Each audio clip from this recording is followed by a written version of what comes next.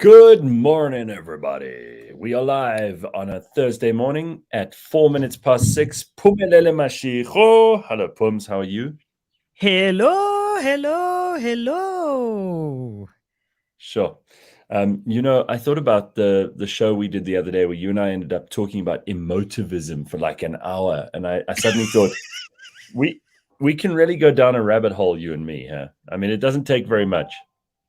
I think it is what it is. This is the world we live in now. This is the world we live in. I know. There's so many rabbit holes. There's so many. Remember, we also spoke about like releasing rabbits in the news. There's so many rabbits to go Yeah. to go No, down. that comes up. That comes Now up a we've got lot. Well, GPT-4. Now we've got GPT-4 as a whole, as a rabbit hole to go down. they've just released this GPT-4, and I thought that 3 was pretty wild, but this is apparently even better, and it's so apparently GPT-3 was around for it's been around for like the last 3 years. We Yeah. just didn't even realize it. Yeah, I yeah, actually yeah. It asked it wasn't some. it I wasn't asked ChatGPT. available to us. I asked ChatGPT some questions last night. Funnily enough, I did something interesting last night. I got home and I couldn't get to sleep. So I eventually thought, all right, well, let me watch a movie that'll get me tired enough. And it was still early, so I thought, well, if I do this, I can get to bed by like 11:30, which is it's late for me, but I mean I can handle that, right? So I watched All Quiet on the Western Front in German with no Yay. subtitles. With no subtitles, I thought of you. And so the entire movie, there's not a single word of English. It's all German and a little bit of French when the French people are involved in Compiègne later on, when they sign the armistice. And I was quite impressed that I could kind of figure out my way. I mean, it's mostly an action movie, so you can tell what's going on. You don't have to be a fluent German speaker or a genius to figure this out. But I mean, it was quite something because there was Was no this your first time watching All Quiet on the Western Front? And did you watch the new one? The and the one new that one, the one that really should have won a whole bunch of Oscars this week, but obviously they ignored it because it was more important for them to talk about like some fat guy and body positivity. Anyway, what an interesting movie. I mean, I remember I read the book years ago, and that book was seminary because it's really it's one of the great anti-war books, and it was written by somebody who was dead keen to get people to move away from war. And obviously it was after World War One, and despite their best efforts, World War Two came not so long after that. But my God, what a movie! Whoa. I mean, the amount of just absolute hideous bloodshed and just a massacre. I mean, again, it kind of gives you perspective. I wish everybody would do a little bit of history every day, because you'd be so grateful about being alive now. I mean, Pumi, 17 million people got cut to pieces during that war. 17 million people. We often talk about the Holocaust as being horrific, and it obviously was. 6 million people lost their lives there. And it's just disgusting. You think about the Belgian Congo and what happened under Leopold there, and how many millions of people lost their lives there. And you think about the American expansion in the West and what they did. Forget about the buffaloes and the bison that they completely wiped out. They just decimated every kind of wildlife. The beavers were totally exterminated. But then, of course, what they did to the local people, the Native Americans. I look at humans. I look back and I think, well, all of those are kind of those are a century or more ago, because we're almost approaching a point now where we'll be a century since World War One. Mm. In fact, I mean, World War One is a century ago, but World War Two will almost be a century from now. And I got a new credit card, so I'm thinking about these things in very long spans of time. They delivered a new credit card to me, which is dangerous, but it Oh, expires. oh. It expires in 2028. And I All thought, the gee, people that have been decimated by all sorts of war and strife, all because you got a new credit card, right? no. What I thought was we've got recent examples. I mean, what happened in Rwanda? We've got the Yugoslavian situation in the 90s as well.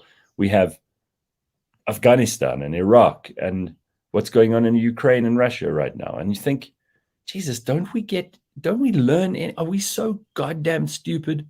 People are what's wrong with this world. It boggles my mind, Pumi. It boggles my mind.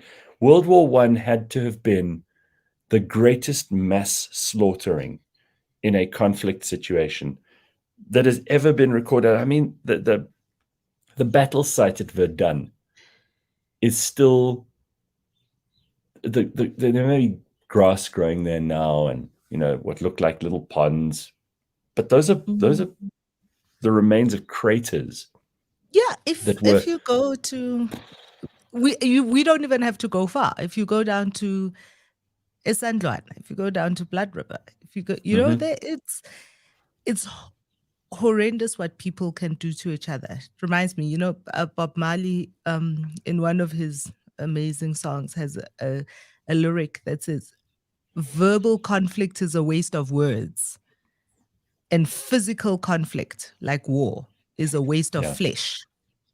right, right. Right?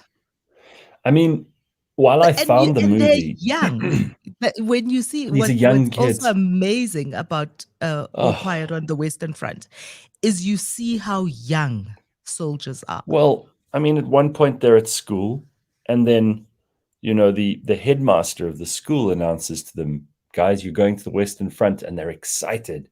They're like, "Oh my Mm. God, we're going to fight for the fatherland." And you see these kids go off to war, and they're excited. They're marching and singing songs about the Mädchen and Liebe and all this kind of thing. And you think, Because they're yeah, doing World War II, right? Because they still mm, do that in history at school. So we started watching the old one a couple of weeks ago. Also, because he's a boy, and I suppose war and guns and all of that kind of yeah, you stuff got to know about that. is amazing and fascinating for him, Yeah, and he loves sure. history. And when we were watching those first scenes, when you see them in the van as they like driving off and they're singing there, and then they're walking, marching along, sing. It was, even for Kaneho, it was quite like harrowing, And I was Yeah. like, yeah, they're young. So he's 15. Those boys were 2, maybe 3 years older than him. Like, There's this one there's this one scene where he's trying to the main character Paul, he's trying to like get away from ordnance that's being dropped all around him, and he sees a Frenchman. This is obviously trench warfare, so it's the most horrible, brutal kind of thing, because you just get mowed down by machine gun fire, and and shelling, and and, flares, and and you're already in the grenades, hole. and you're You're already in the already in hole. the hole. They're just gonna like Exactly. throw And dirt he over you. he sees this shell explode right next to this French guy who Mm. is about to shoot him. I mean, like he's about to die. So he jumps into the water of this revolting crater that is now filled with bodies and mud and gunpowder, I mean, it's just, and shit and piss and God knows what else.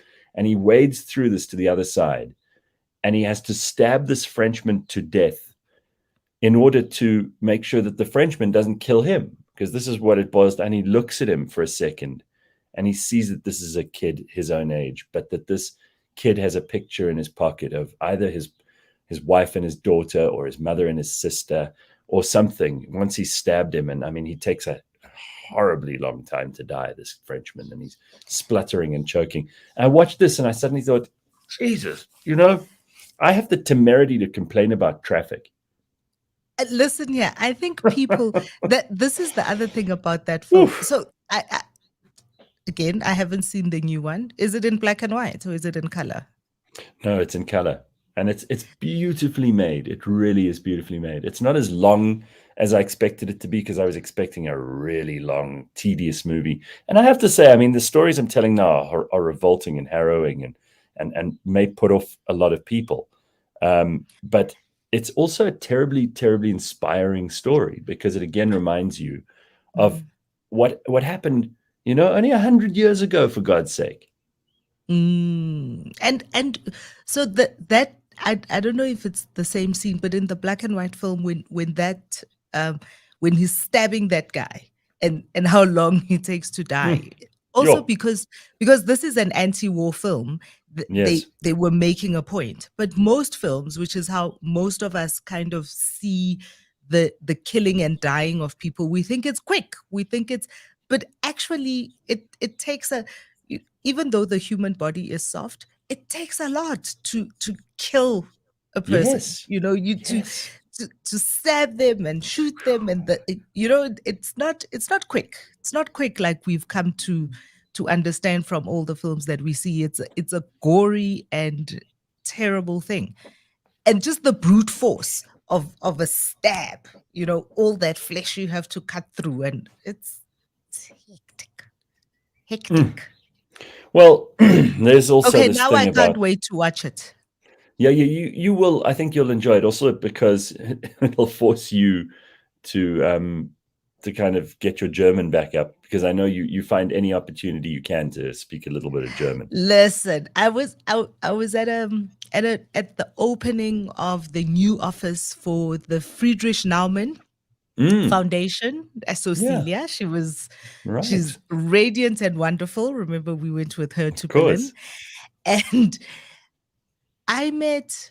Well, it's the second time, but I saw him there again. Did I tell you this about the current German ambassador, who's the ambassador for South Africa, Lesotho, yes, Swaziland, and that he speaks Zulu?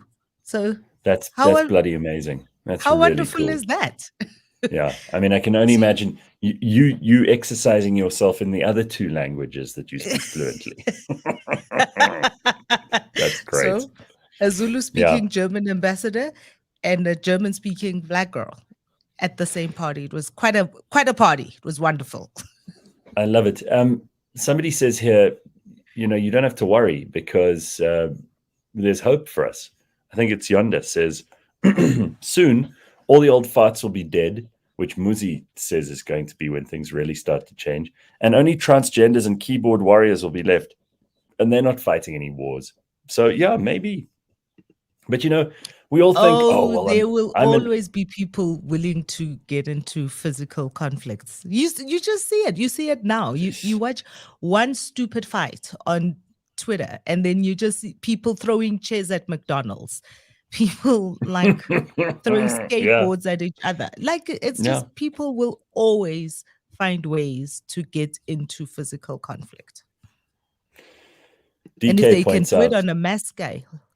One of the big things from this movie: young soldiers don't know or hate each other, but they're expected to kill each other. Politicians know each other, hate each other, but don't kill each other. They're dirty bastards. Well, this is another thing.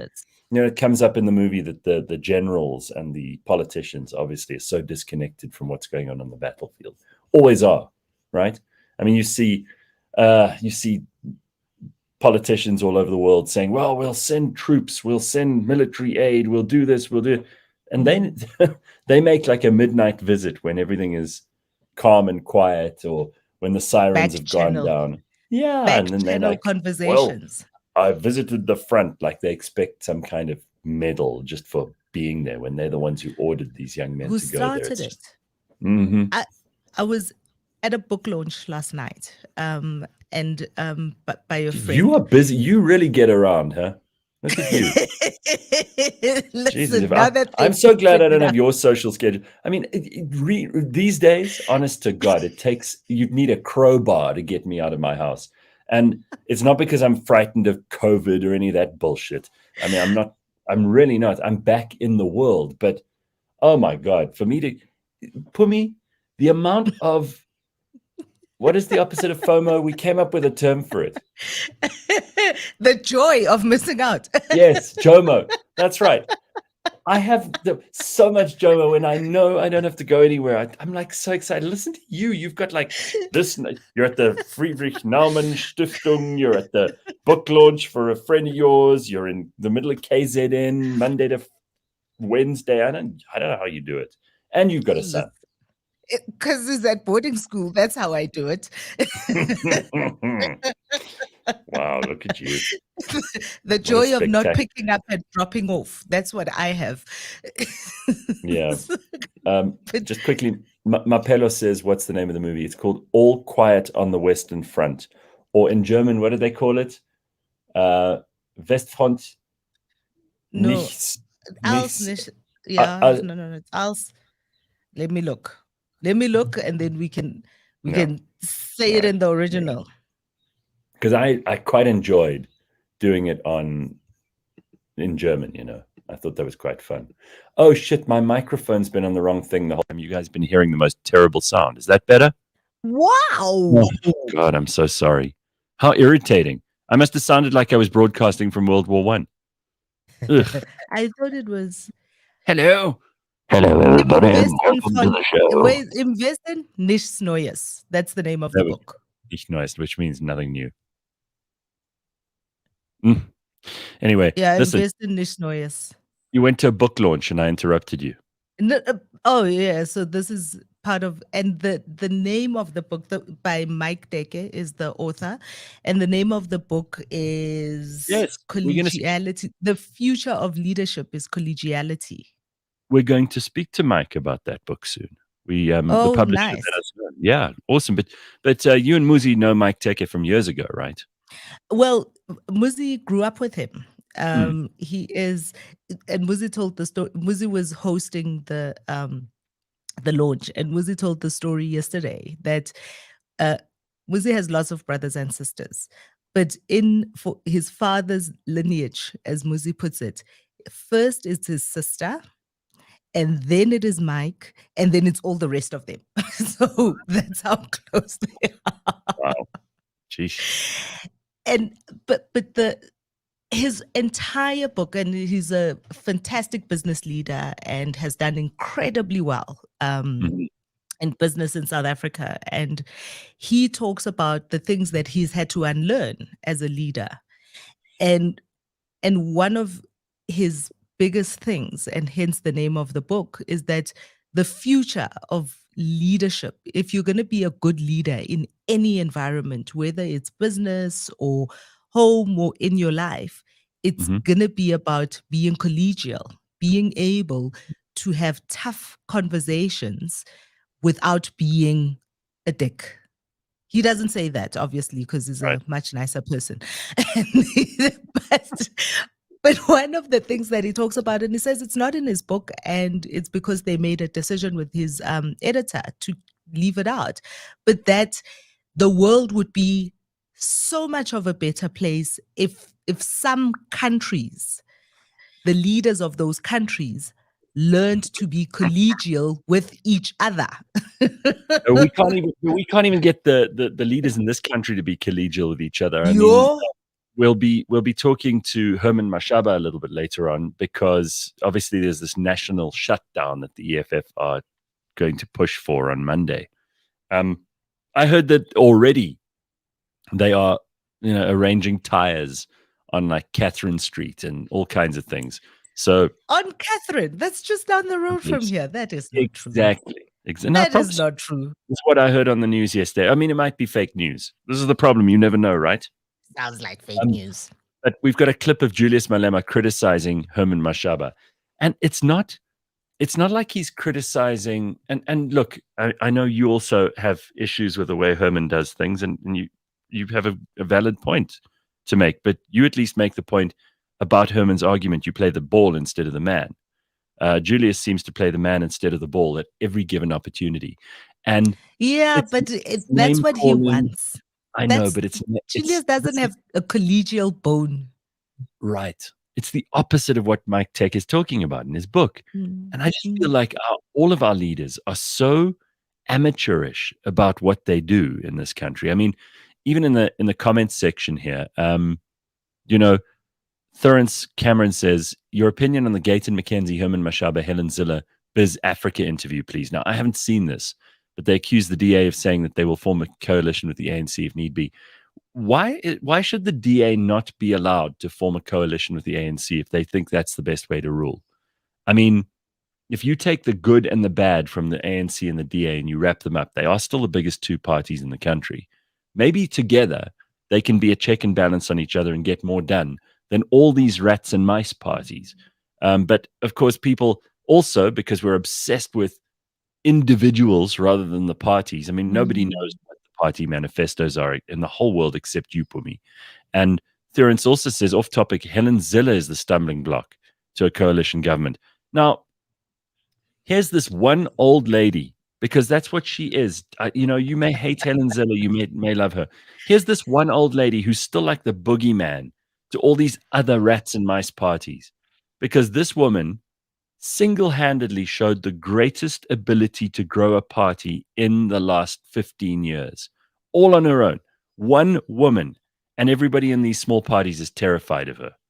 She must be, even at her advanced age, she must be the most effective politician in South Africa, whether you like her or not, right? You got to admit that. And if she's the stumbling block, it's like an obsession these people have with her. Did you see the thread that Gareth van Onselen put out a couple of days ago, just about the numbers? Tell me. Oh dear, the numbers. The DA numbers. He's no fan of Helen Zille, Gareth van Onselen. They do not get along. He was among the first to criticize her back in the old days. Listen, I think Lungile Penyane, and I've been looking for a picture of her. I think she's out there vying for all available positions as they head into their conference at the DA. So maybe there's somebody out there giving old Helen a run for her money. Well, I mean, it's about time, right? Because she is tired and old, and she probably wants to get the hell out. I'm sure she doesn't want to be the only one flying the flag anyway. You think she still wants to be there, huh? Well, she said as much. This was in the Sunday papers, that her job is not done. Well, maybe her job's just not done because no one else is stepping up.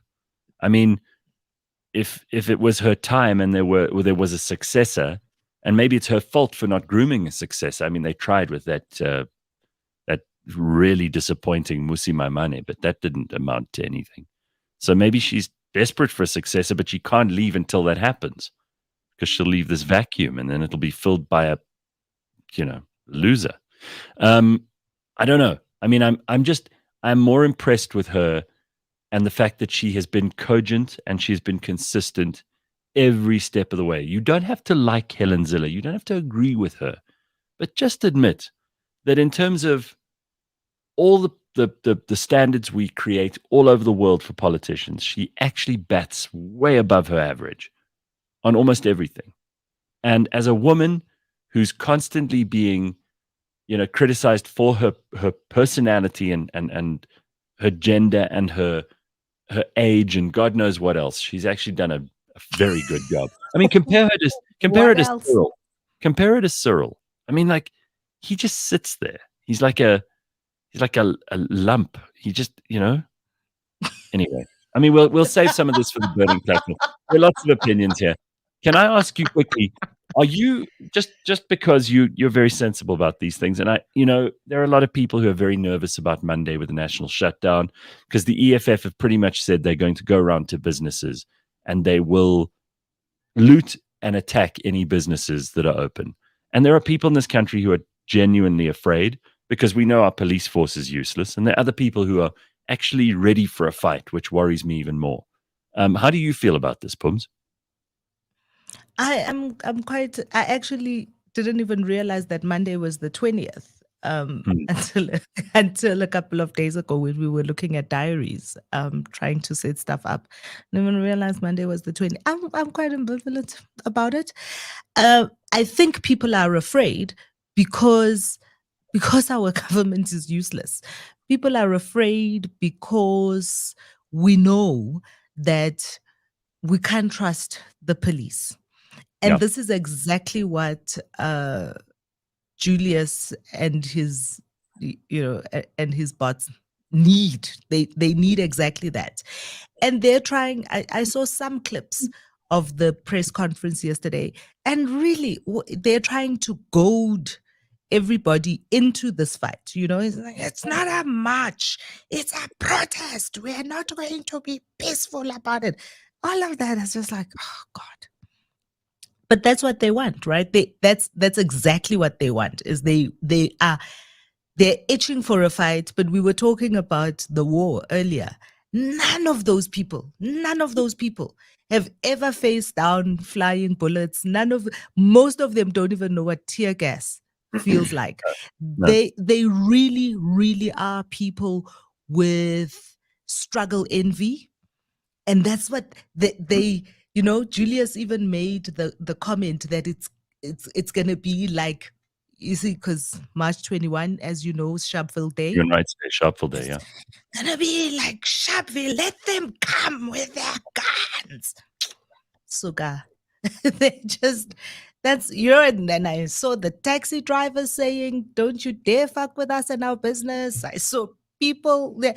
I was like, they're hoping to goad everyone into some kind of fight. I don't think it's going to be that at all. So you think it's going to be? I hope you're right, because then it would be a damp squib and it'll give them absolutely no power. I think one of the worst things that could happen is that it provokes and sparks actual conflict in certain places. I mean, for example, there's someone here in the comments who's saying, Carl, he says, everyone with a gun must take it to work on Monday. I think that's what they're hoping for, so they can make it look like there's a massive war and that they somehow are on the right side of it. I mean, Pumi's making a very valid point here.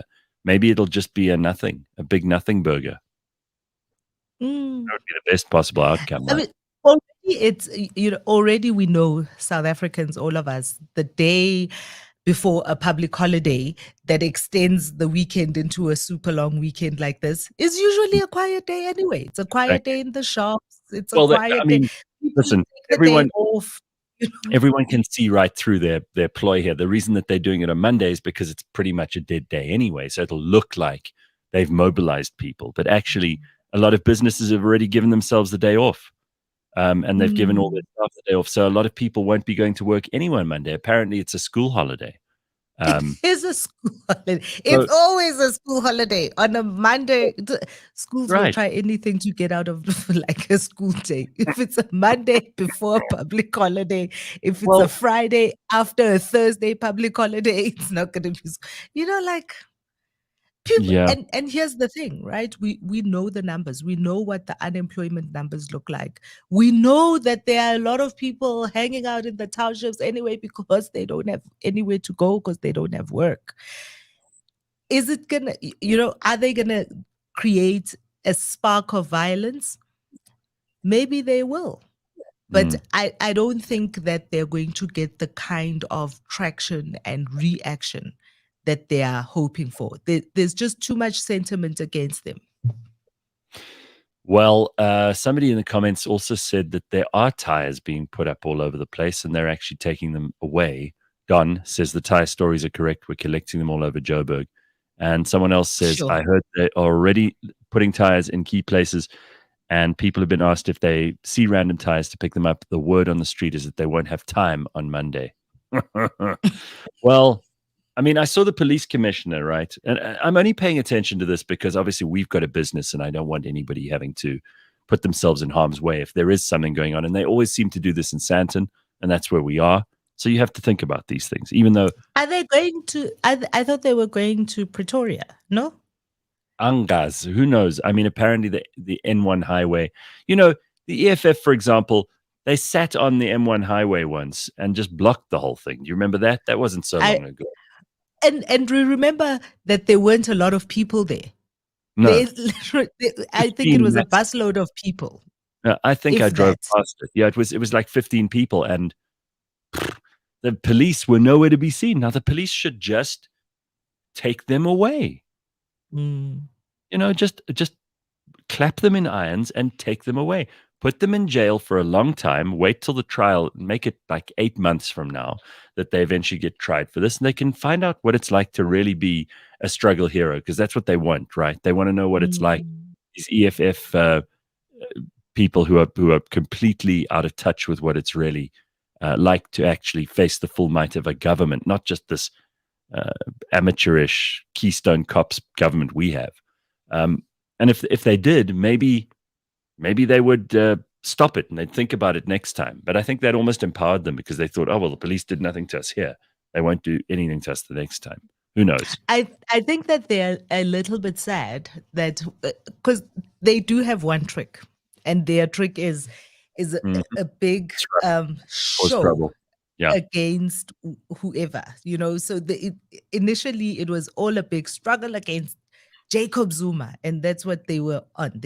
And I think that they are a little bit sad that not everybody has gotten on board with their get rid of Cyril trope, the same way that everybody was on board with the get rid of Zuma trope.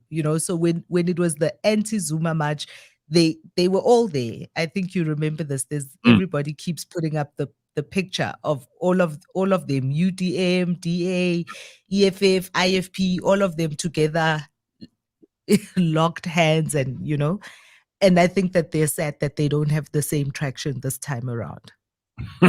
That's why when you're shouting, that it's because you don't feel listened to. So when Julius calls a press conference and is shouting into the microphone, that's what that is. He's not being listened to. We reached out to the EFF and asked them to come on the show today. They have said no, thank you. They eventually, they started off saying yes, and we were going to get one of the spokespeople on, because Julius is very important and he's preparing for a conference they're having today about this protest on Monday. Then the spokesperson said, no, we've decided everything we have to say, we will say it up at our Congress. So I said to Ryan, a press conference, whatever it is. Anyway, they're not coming on today, but we will have Herman Mashaba. We will also have Ian Cameron on, who we spoke to not so long ago about his new book, and he was the guy who heroically stood up to the police in Cape Town. And he's an activist. He's an ordinary citizen activist, and somebody who is, I think, trying to make a difference in his small way. And he has some things to say about the national shutdown on Monday too. We were supposed to also have Jordan Hill-Lewis, the mayor of Cape Town, who put out a video last week already saying that there will be no national shutdown in Cape Town. They also had a press conference about it. Yep. They had a press conference, and they were going to court. I think just interdicting. Just like the EFF, Jordan Hill-Lewis is now not available to talk to us this morning. So between Julius and the mayor of Cape Town, they're just too busy and important to talk to us, but it's fine. We'll talk to Herman and we'll speak to Ian Cameron, and we're going to get into that in the Burning Platform next. All of that and more on the way. We've got a couple of comments here. We've got Congo Chris saying, I think they saw how you ripped that oak from the PA apart last time a political spokesperson came on the platform. God, that was a bloodbath. And I think they're talking about, he's now a mayor? I think they're talking about you, Phumi, not me. No, not me. What was his name? That guy. What was his name? From the Saul something the first. Something Saul's, yeah. The first. And he's a mayor somewhere now? In the Karoo. This is where this is where the Patriotic Alliance is assembling the all-star Avengers of whatever it is that they're up to. Well, anybody who had any who was excited about Gayton McKenzie's bunch, I mean, I think that has also been, that flame has been put out properly. There's water poured all over that fire. I don't think that's exciting. Ashley Sauls is the guy's name. Anyway, you see how we struggled to even, and we've spoken to him. We actually had like a proper fight with him on the air because he was so out of it. Anyway, I think it's all lots of fun. We can get into the politics later on. Let's look at a couple of headlines, because we always get carried away with something and then we don't look at the headlines. So first of all, Black Coffee is going to be the first South African DJ to perform at Madison Square Gardens in New York this October. How cool is that? I mean, Madison Square Garden's a hell of a venue. I don't know how many DJs have ever actually played in Madison Square Gardens, because they may have the odd festival there or whatever, but it's usually for concerts. And I think this is quite a big achievement. So again, well done to Black Coffee. There are a lot of people saying, "Oh, his time is up. It's time for new people to come in." And Zex Bantwini is now the flavor of the moment because he just won a Grammy. But I think Black Coffee, there's still a lot of good shit coming out of there. So let it happen. Oh, there's still a lot of party in him. For sure. And this is the cool thing about being a DJ, because unlike being a performer on stage, you don't have to jump around. You don't have to have like the athleticism of being a performer, even though performers are still out there in their 70s, into their 70s actually. But being a DJ, you're protected by the DJ booth, and it's all it's wonderful. And I think he's still got a lot of music in him. There is also a difference between DJs who play other people's music and DJs who actually produce their own music, which is the case for Black Coffee. So that's one of the reasons he's such a big deal, and should be. A pilot made the first ever plane landing on the Burj Al Arab helipad. You know that helipad? They've played tennis on there before. It's not a very big space, so I don't know how the hell they did this. But according to the story, I mean, again, there are some wacky people out there who are prepared to do some pretty wild things. This guy, it's one of those Red Bull planes. He made aviation. His name is Lukasz Japiela. He made aviation history on Tuesday, becoming the first person to land a plane on the helipad of the iconic Burj Al Arab Jumeirah Hotel in Dubai. And I mean, I've got a picture of it I can show you. Let me just see. Yes, please. Yes. So they've done all kinds of things on the roof of this helipad, or on this helipad before, including played soccer matches, played tennis matches. They're famous pictures of, it's this sort of round thing on the top of that building that looks like a sail on a ship. Listen, those buildings are crazy. I remember seeing the video of Tom Cruise walking on that Burj Khalifa. Yes. And I'm just thinking, it's so, I've been in that building. It's so high. It's so dizzying when you're up there. It's actually quite crazy. So this kind of like madness, this kind of, you see, this is what happens when you don't have like big wars anymore. People are looking for thrills in all sorts of crazy things. No, it's extraordinary that somebody could do this. And he managed to land and basically just stopped his plane right in the middle of that circle. And there's not a lot of space there. It's absolutely incredible. So this must be a very, very experienced and tremendously accomplished and skilled pilot to have got this right, because man, that does not look easy. And if you see those tires, maybe he pumped the brakes so goddamned hard on this thing. Dude, he had to like land and take off. It's crazy. No, it's wild. I mean, listen, this is what's amazing to me about human beings. Like, someone is prepared to do that, because obviously the risks here are enormous. Can you imagine? Anyway, good for him. So that happened. Then there was a Banksy mural, which appeared on a derelict farmhouse. And what's amazing about this story is that they actually destroyed the building eventually. But it's one of, I'm not a huge fan of Banksy. I mean, I think, street art's great and all the rest of it. But I know people have paid gazillions for this. But the mural's called Morning is Broken. And it shows a young boy who opens the curtains that are made of corrugated iron alongside a cat. I mean, it's actually a really lovely mural. I'll show it to you in a second. But the anonymous artist, they still don't know who Banksy is, confirmed that they were creator of the piece in a post shared to Instagram. The artwork appeared on the side of a derelict farmhouse. Owners of the land said demolition work is currently being undertaken at the site.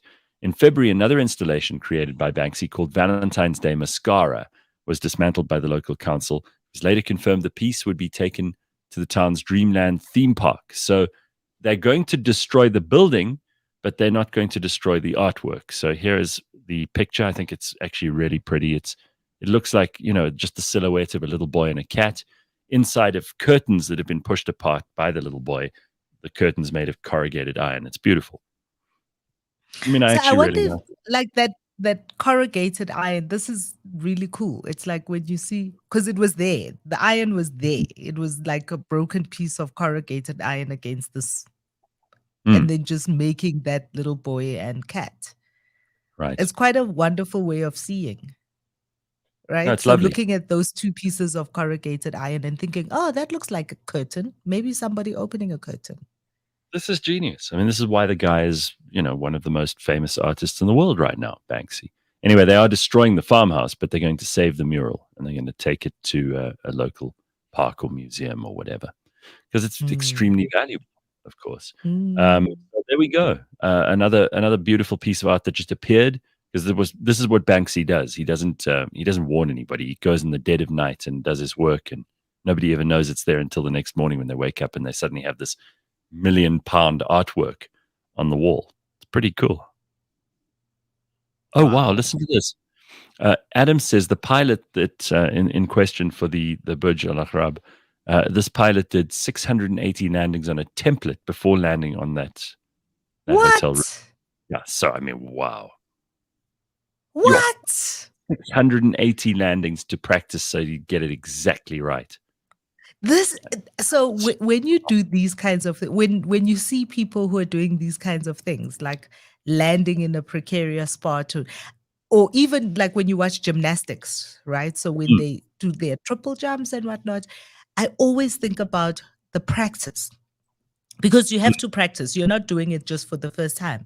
And I wonder, like, how many times that gymnast or whoever has fallen to be able to get that right. So 680 landings to get that one right is mhm. incredible.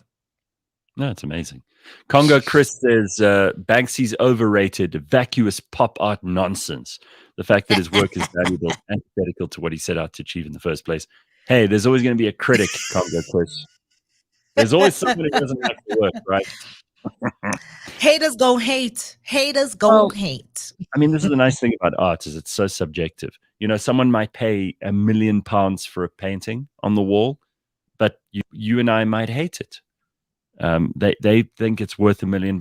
We wouldn't pay 10 rand for it. That's what makes art so exciting and so interesting. And Mm, one mm, person's taste is exactly the opposite of another person's.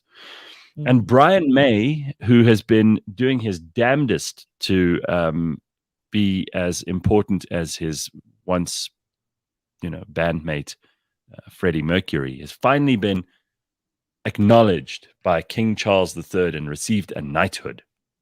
Brian May is now Wow. Sir Brian May.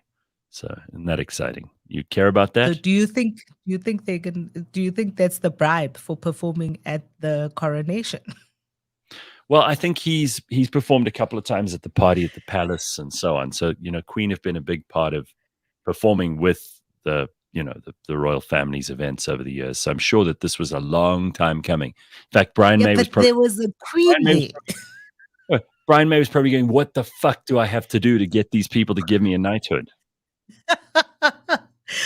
But with all the reports of all the people that are not honoring the invitation to perform, I'm wondering if that's Well, all correlating. so first of all, they have been asked to perform at a concert after. They're not going to be performing at the coronation. The coronation is Mm. a religious event.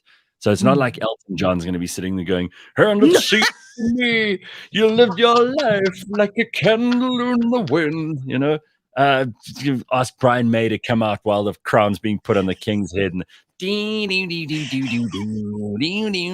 not going to happen. I mean, these guys are. So what they've been asked to do, all these artists, is they've been asked to, for free, perform at some big concert that they're doing in Hyde Park, either on the day or the day after the coronation or that night or whatever. And Yeah, a lot of these people have been booked up, and they're like, "Well, why should concerts I are do?" important for things like this, right? Because this is one of the ways that you can create a huge pull factor for crowds.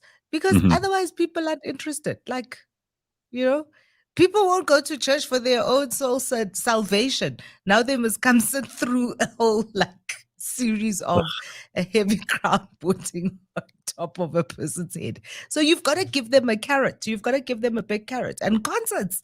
Oh my God, a rock concert, a free rock concert with all these big names.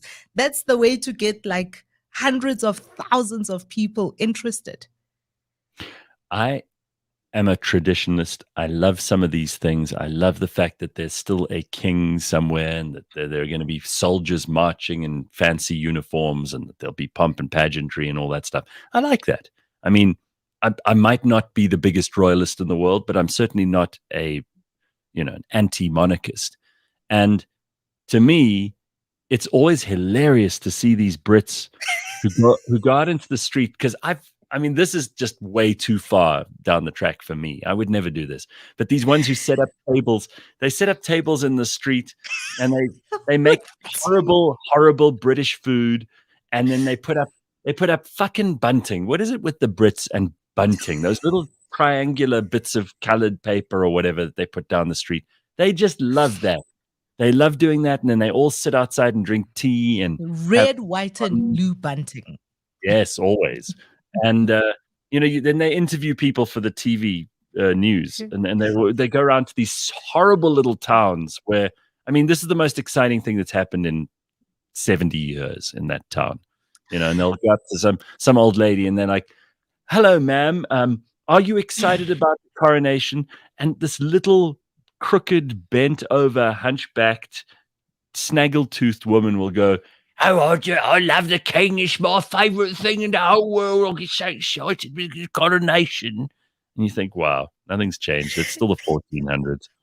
What I love most about all those vox pops is seeing the English people. Like seeing the people of the whoa. Hey, Yes. Seeing the English people, you say snaggle-toothed, old, bent over, old. It's not the old ones. When you're old, you can understand this person's lived through a lot. It's the bean-shaped, middle-aged ones that I'm just always so wearing tracksuits. Wow.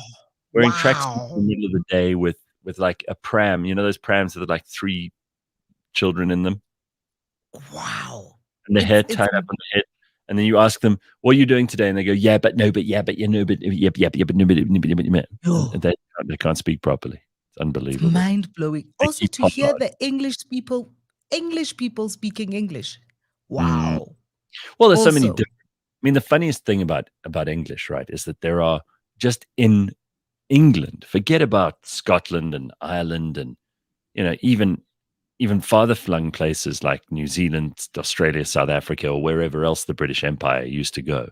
But in just England, inside the British Isles, just in England, there are like 500 different varieties of English accent. And people all think, if they've never been there, that England is this homogenous.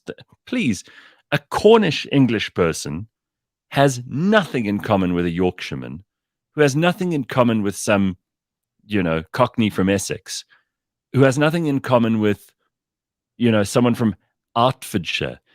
There's some absolutely amazing linguistic differences between them. They can tell the difference straight away. To us, it all just sounds kind of like some mushed up version of the same thing. Gobbled. And then those are just geographic differences. The other problem with England is that they also have huge class differences. So the way that people speak also gives you an idea of what social class they come from. And trust me, everybody talks about how England is this egalitarian and equal place. It's not. There are still huge differences between the people who go to private schools and the people who go to public schools, the people who grew up in a certain social class and the people who grew up in another. Massive differences. And that's just in England. We're not even going to get to the other places. But it's just absolutely amazing. So I'm looking forward to that this year. When is it? In May. Yes, in May. Of course, we're looking forward to it. Yeah, it'll be fun. Yeah, it'll be fun. These things are worth watching. Yeah, I think also they put on a good show, you know. So we won't be putting up bunting, and we won't. I could care less about, you know, waving a little flag with King Charles's face on it. I mean, that's not something I'll be doing, but I will be watching the show and I'll be enjoying it, because this is something. This ceremony is actually 1,000 years old. This coronation ceremony, and and has been planned to the T, oh not yeah, over the past 18 months, but it's been years. Like oh, no. somebody had to dust off that little Mhm. plan that they had. Somebody at the BBC had a plan that's been Yep. passed from CEO to Mhm. CEO and operations guy, and dust it off and relook it Well, and there's a update it for today. But that thing has been, ooh, it's going to be amazing. you know, It's kind of like when we watched the funeral, right? when I went You could to see. everything was meticulously planned. This is something the English do well. I mean, when I went to London with Sia, what was it, 5, 6 years ago, we met with a guy called Garter, King of Arms. This is a guy who has the job. He works for the College of Arms, okay, and the College of Arms falls under a man called the Earl Marshal, and the Earl Marshal is the Duke of Norfolk, who is the most senior aristocrat in England, and he is the one who hereditarily plans these things. So the Earl Marshal and the College of Arms get together, and they every couple of years they update the coronation book, but it's this fat book full of things from everything from like 1066 to 1300 to 1500 to 1728, and they bring this out, Phew. and then that's how they plan these things. I spoke to the guy for about 20, 30 minutes, and it was fascinating because he was also the one who was there at the burial of the Queen and Prince Philip, and you know it's an incredibly like old and dusty office that this man belongs to. It's like a lot of the stuff that would have made him hugely important back in those days is completely out of date now, and nobody takes it seriously. But wait till the coronation rolls around. This is his moment to shine, right? Dude, there have been people in that job waiting for a day such as this Yeah. who retired with the stay never arriving.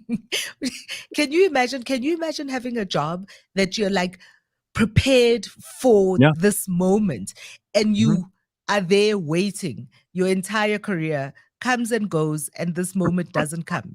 Like, come on, the Queen's lived Because too long.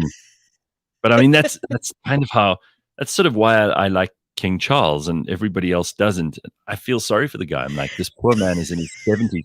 He's finally allowed to do this job. He's finally allowed to take this job on, which he's been preparing for his whole life. waited his whole life. God, his mother died in her in her mid-90s. This old woman's hanging on by a thread. This guy's like, for God's sake, can I finally do the job that you've been preparing me for 70 years to do? I think the worst thing about it is most people are kind of by that age, most people are looking forward to not having to do a job, right? They're looking forward to just doing the stuff Yeah. that they love, doing their garden, doing. And now he has to hope that he lives another 20 years like his mom to be as It's like old as his mom so he can at least have 20 years in the job. it's like being in I had an electrician here at my house a while ago Like, installing ow. the solar, right? And this guy's like, and this is my apprentice, and he introduces me to his apprentice who's working with him. He's this 20-something Afrikaans guy, and I thought, sure, this guy he's doing it the old school way. You have to learn a trade like that from, you know, someone who's a master, Mm. and then there's an apprentice who learns from the master. And it's like King Charles has been an apprentice for 70 years of his life, just waiting for the chance to actually do it. Anyway, we'll see what happens. And then someone says, Okay. can Charles's sausage fingers grasp the scepter? Oh, people are mean. Don't be that person, man. Don't be that person. Anyway, we'll see what happens. Apparently, there's a 53-year-old longevity researcher who says that his biological age is a decade younger thanks to 4 daily habits. Do you want to know what those are quickly before we get to 7 o'clock? Do it. All right. So here are the 4 things that this guy who's been researching longevity for ages, says have reduced his biological age. All right, so he's 53. Let me show you what he looks like. He doesn't look 53. All right, so there may be some proof in the pudding here. I'll show you a picture of him, but he says his name is David Sinclair. He says biological age is actually reducible, and basically he says he's got a couple of clues, a couple of hacks that he's worked out. He said you need a plant-based diet. So I'm just happy. I'm out. Me out. Yeah, I'm out as well. Cutting out alcohol. Again, I'm out. Sorry. If you want to do this, you go ahead, guys. I mean, I'm still going to give it to you, the information you need. But Phumi and I are probably out just for those first two. So he says, first of all, it starts with nutrition.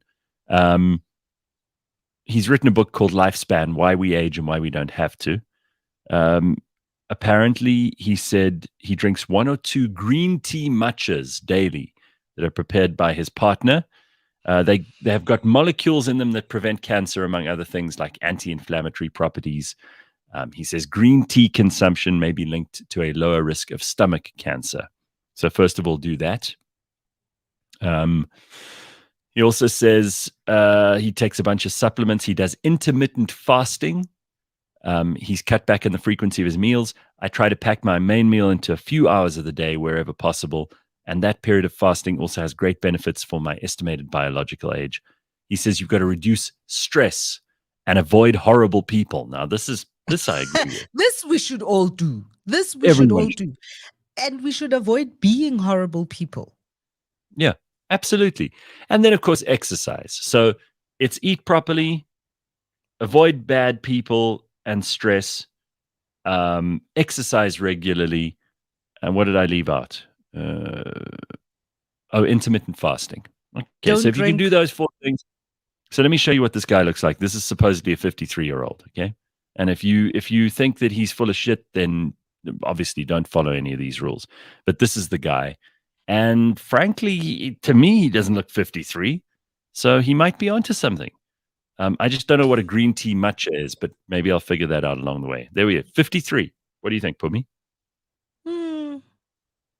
Yeah, but I wouldn't want to live long if I couldn't have a glass of bubbly now and then, or a glass of gin and tonic. What am I living long for? Or eat meat. I mean, imagine not being able to have a steak. For God's sake, that would be my last meal if I were in death row. It would be a steak. Anyway, all right, that's all we got for you in this hour. We've got the Burning Platform coming up next. We'll be checking in with Ian Cameron, who I'm very pleased to be welcoming back to the show. Herman Mashaba will be joining us too. So we've got lots to talk about, especially that EFF March, which is planned for Monday. The protest that Julius is all fired up about. That's coming up next. Don't go anywhere. CliffCentral.com. It is a Thursday morning. Mayonnaise. This is mesh chakalaka, guys, with mayonnaise inside. Carrots with mayonnaise. Mesh, this is not working.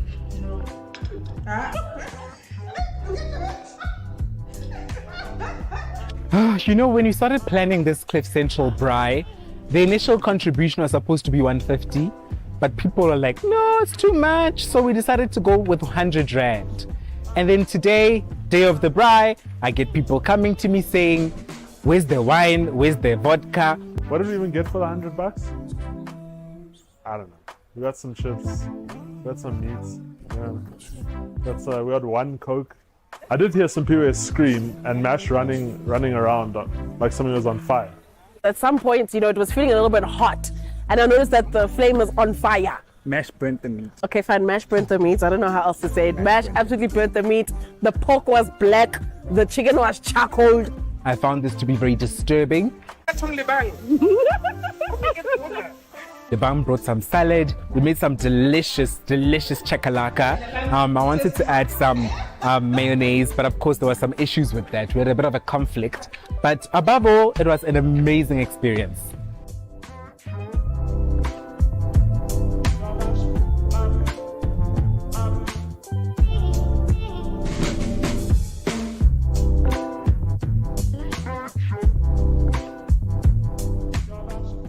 How do you guys feel when you think back to 1983 and What kinds of memories do you have? Because it also changes over time, doesn't it? There is a real power in naivety, in the sense that often your competitors or the status quo says, this is how it works. But you enter as the new kids on the block and you go, not necessarily. So just that point of view changes everything.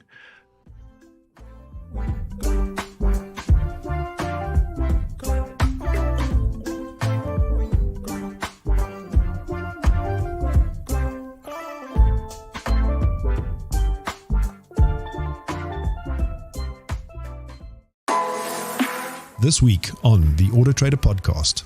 I know somebody who I actually work with was telling me about the time when lightning struck their house, and essentially all the plugs got fried. And because they didn't have those little red, I don't know what it's called, but those plugs which was a requirement by the insurance. Was a requirement by the insurance, and every single appliance got destroyed, but they didn't pay out. And I was like, what? It seems like something that should be kind of at least discussed. Yeah. So just read those terms and conditions and see what's going on there. Catch us every Monday at 9 a.m. on YouTube and on autotrader.co.za. Good morning. It is a Thursday and it is 7 o'clock, which means it's time for the Burning Platform with me and Phumi Mashiko and with you. And this morning we are hoping to bring you a couple of people who have some pretty strident opinions on what's going on. There's, of course, big talk of a EFF protest march on Monday, which people are getting all up in arms about. Phumi says, it's not worth worrying about. I hope she's right. I hope we don't all end up playing to the tune of Julius Malema, but we'll see how that goes. This morning on the Burning Platform, we're going to have a little bit later Herman Mashaba, who's, of course, the president of Action SA, former mayor of Johannesburg. Apparently, Ryan is trying to get hold of him at the moment, but he promised us he'd be able to join us today. What I am pleased about is that the Director of Community Safety at Action Society, they are not Action SA, who helps victims of violent crime who do not have the financial means to get legal counsel. His name is Ian Cameron. He joins us again. He's on the line. Hey, Ian, how are you? How's it, Gareth? Well, and you? Hi, Phumi. It's good to be with you again. Yeah, it's nice to see you, dude. And congratulations on the book since we last spoke. We Will Not Shut Up. And how's it going? How's that been received? It was received quite well. It's a very short book. My wife doesn't like it, but I keep calling it a pamphlet. It's very short. The idea was basically just to summarize, the crime situation in South Africa and where it all started.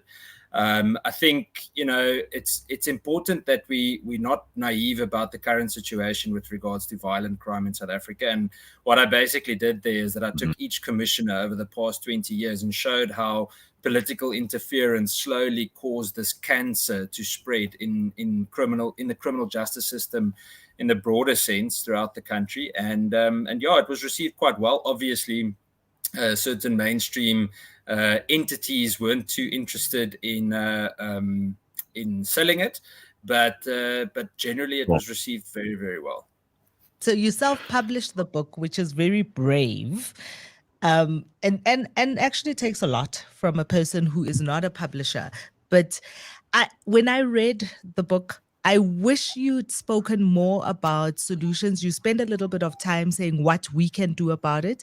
Do you want to tell us a little bit more about the work you guys do and how ordinary people like me can also be part of the fight against crime?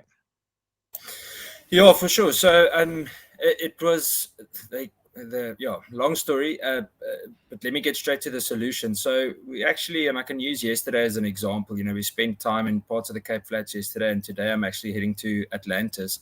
And all of these areas are plagued by very, very serious violence. I mean, a place like Hines Park in the Cape Flats, I think they had 8 or 9 shooting incidents this past weekend, of which one, a little boy of 10 years old was shot and killed. So it really is hectic. So what we basically do from our side is that as soon as we see a specific incident, especially where children are involved, we reach out to the family, or if a victim survived and the victim is old enough to speak for him or herself, we speak with them and we see if they want to give us a mandate to oversee the matter. Now, there's no cost involved or anything. We've got other donors, and what we then do, we follow up the whole investigation. We make sure that everything runs, according to the way it should. Nothing falls through the cracks. And then when we get to the prosecution process, that's when it really gets important, because we hear about all the arrests being made. We often hear that X amount of arrests were made in a certain quarter, and the police minister speaks about hundreds of thousands of arrests every year. But it doesn't mean anything if there's no conviction, if there's no decent sentencing. And that's where our job comes in. And for me, it's been going well. And that's where people like you can get involved, not only literally supporting in court, going with victims, just being there for them with the Action Society model, but actually contributing to us putting those investigators and ex-prosecutors into place that goes with the victim and goes through the entire court process with them, making sure that they're not intimidated by the system, because it is very intimidating. Ian, what I love about what you do, and Phumi often talks about this, so she's, you and she are kind of the same cloth, is that ordinary people need to take control of this situation. Ordinary people need to stand up for themselves, need to get involved in local politics, need to get involved in local order, society. We're all on WhatsApp groups, right? I mean, everybody's on a WhatsApp group or 7. And a lot of the time it just turns into a long bitching session between this neighbor who doesn't like a stop street and the other one who does, and, stupid stuff. But what you do is you get involved in the unglamorous part of this. I mean, there's nothing exciting about going to court. It's a horrible thing. As you say, it's scary for a lot of people. It's very intimidating. Nobody wants to be facing the person who's done something horrible to them, whether it's a violent rape or an attempted murder or theft or whatever. And if you have someone else holding your hand, someone from the community holding your hand, it can make everything a lot better. Plus, of course, it puts pressure on the criminal justice system, which has been anything but perfect. I mean, this is what you talk about quite often. And thank God you are. But I think, Pums, we really often talk about people on the show who are doing things, and Ian's one of those people, getting out there and getting his hands dirty. It's not fun. Sure, and I think I did. I really enjoyed reading through, also because it's important to understand how we got here. How did we get to this place, so that you can identify the areas going forward that we kind of need to be more vigilant about as society, as civil society, more vigilant about when it comes to how our community safety is. I mean, we often talk about the fact that growing up in the township, growing up in Soweto particularly, we used to have what was called street committees, right? Because we couldn't back then trust the system or trust the police. So we all had to be each other's keeper. The community was a very important part to keeping the community safe. So that's absolutely. And for me, Gareth, something I heard yesterday. So there's this lady that we met with yesterday in a discussion, and they've got serious problems with the police station that's been basically captured by gangsters. It's come to the point where if a gangster is arrested after a shooting incident or anything like that, you are guaranteed within 24 hours he or she is back out on the street. And yesterday when I was speaking to her, she says, well, for the past 3 or 4 years, we've been fighting to get a foot in the door to have a seat at the police station where we can assist victims in making sure that they get the service that they need. And it's taken 3 or 4 years, but they're actually managing. Soon they will have 1 day a week where they have a space to sit in the charge office and they can help. Now, some people might say, but it's not meant to be that way. But if we're not going to take ownership, nothing's going to change. It's like with the EFF March. I know we're still going to chat about that. But stuff the EFF. They can't just come here and dictate to us. I don't know why people are scared of them. Nothing they've done so far succeeded. They're this fear-monger group of speakers, but that's where it stops. They speak. They talk a lot. They cause chaos. by speaking, and then people get scared. And I love this approach by this lady yesterday, because then a colleague of mine said to her, yeah, but at least then you have a foot in the door. She says, you don't understand. I've got both my legs in already.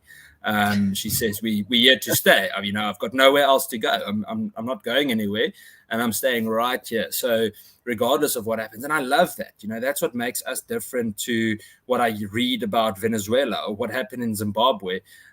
There's this resilience that I pick up, especially in poorer communities, where they just say, hey, we've gone through bad things. If we have to go through them again, we're going to be resilient. We're going to find a solution, but we're certainly not going to flee. So here's something that's been on my mind quite a lot when it comes to community activism, particularly in the face of crime. Criminals are not always strangers, so the perpetrators of these crimes are often people in our communities. It's someone's son, it's someone's brother, it's someone's husband. And then on a bigger scale, in South Africa, when we talk about corruption, and then we still celebrate people like Mamkize, we're still like excited to see the things that they do, follow them on social media. How does the communities that you work in deal with loved ones who are the perpetrators of these crimes? So it's very challenging, because in some cases we see that they don't speak because they're intimidated at home. We actually have a case now where we had a guy arrested. It was a long story. The case went on for quite a bit, where let's say an elderly man raped his neighbor's daughter, and it's his neighbor. So they saw each other every day, and she was in fear, and they are dirt poor. And we got involved with the case, and at the moment, the wife of the perpetrator is fighting with the neighbors because they're angry that her husband got sent to jail, but he committed this heinous crime. So that's the one part of it, where you kind of you don't openly admit that it happened, and even if you you kind of hide behind the fact that maybe the husband is the one that provides for the family, or maybe he's the patriarch, and therefore, and that's the mindset in many parts or many communities that we work in. And unfortunately, then, you've got a brave woman that steps up, does speak out, she does come forward, and then, we very often see that that they are then intimidated. I must say, for me, in most cases, I'm very, very impressed and pleasantly surprised by the way many women and then children, boys and girls alike, are actually speaking up and fearlessly doing so. It seems that it's on the increase. We see at court that they fearlessly say, and they often say this to us out of their own, that they're not just going to stand there and wait to become victims or allow someone else to become a victim. And I love this. It's a mindset change where people say, but we are got this, especially is that often we see that the community don't speak up because they've kind of accepted that it's a certain way of doing. But I love the fact that many younger people are saying, wait a minute, this isn't the way it's meant to be. I shouldn't be treated this way. And I like this. I like the fact that they're speaking about boundaries, having boundaries, knowing that if I'm a child, someone shouldn't be doing this or that to me. And that impresses me. But unfortunately, like with sexual offences, the large majority of sexual offences are committed in a space, an environment that is known to you. It's very often committed by family or friends. And we've seen with the majority of child murder cases that we are overseeing at the moment that the perpetrators were known to the families. And you would kind of think that that's a safe space, but the horrific part of it is that these child murders are so brutal and often includes mutilation and other bad things. So it's not just, it's terrible to say that we're classifying between a normal murder and an abnormal murder, but it's not your normal South African murder.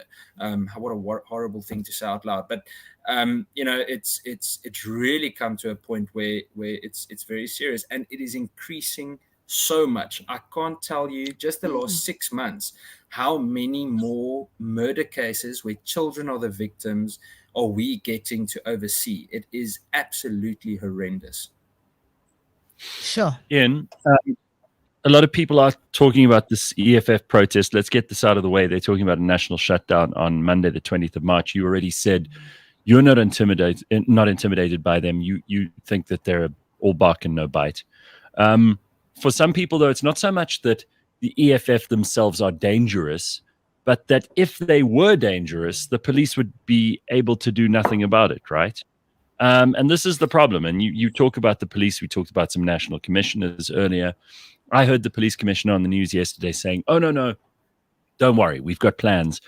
We will be out there on the streets. We will stop any bad behavior by the EFF. And I kind of found myself going, oh, really? Like you've stopped anybody from doing anything terrible before? Like you've put anyone in jail? Like the Zondo Commission wasn't just a show trial where nobody was actually sent to jail. There are no people in prison uniforms. I mean, I just don't really take anything that any police commissioner says seriously. And the Minister of Police is like a pantomime dame. I mean, who even knows what you can take seriously anymore? I mean, these people, it's like they're play acting. They don't really mean it. They don't actually have the ability to do this. Our police are a joke and a laughing stock, and it makes me sad to say that, because in any society you need the police. Otherwise, who do you go to when things go horribly wrong? Gareth, there's no simple answer for this, because yesterday and actually today, let's say the last few days, I met with several police members that work in, call them specialized units for lack of a better word, but they were placed in units without getting the training for those units, but their hearts are in the right place. They want to work. They do good work. But they all tell you, and I've got several good friends in the police that will tell you that they made this arrest, and after that they were either intimidated or they were transferred to a less busy station, or a station where they couldn't be confronted by, for example, organized crime, gangsterism, etc. So the senior influence in the South African police service in terms of corruption is absolutely massive. So there's a good reason. I'm going to come to the EFF now. There's very good reason for what you said. I must compliment you about your saying that Minister Becky Cele is a pantomime dame. I think that's the best description I've heard in a very, very long time. It really has to come to the point where you can't trust, especially senior police members. Let me give you an example. In the Overberg district in the Western Cape, there's a general called Major General Musholoji. Now, Musholoji came into the police in 2011. She was straight appointed as a brigadier with a national diploma in public relations. Not many years after that, she became the visible police commander for the entire Free State province without any practical police experience, not even firearm competency, zero, nothing. She failed all of her executive development learning programs. And guess what? Last year, October, she gets promoted to Major General from Brigadier, and she becomes the Overberg District Commander, an operational position, not even an administrative position. And so we make this public, and I speak about it all over. And guess what? She opens a crimen injuria case against me for telling people what her qualifications are. And the sad thing is that her own cops laugh at her. They say, "Are you nuts? Why are you making this case against him?" So, all right, hold on, Ian, because what I want to do quickly is bring on Herman Mashaba, who, of course, is the leader of and president of Action SA, the former mayor of Johannesburg. Hello, Herman. How are you? Good morning, and my deepest apology. I was held up by the ANC, by the SABC without giving me notice. We were supposed to finish at 7, and then all of a sudden, this says, Herman, please hold on. We're going on to the news, and off they went. So I really deeply apologize. It's not a problem at all. So, Herman, before we even talk to you, I want to play you a clip from Julius yesterday, and then have your response to that. And then Ian's also got some things to say about the EFF. So take a look at this first. I don't know why we really are being asked about Herman Mashaba. Because Herman Mashaba is a clown of note. Like,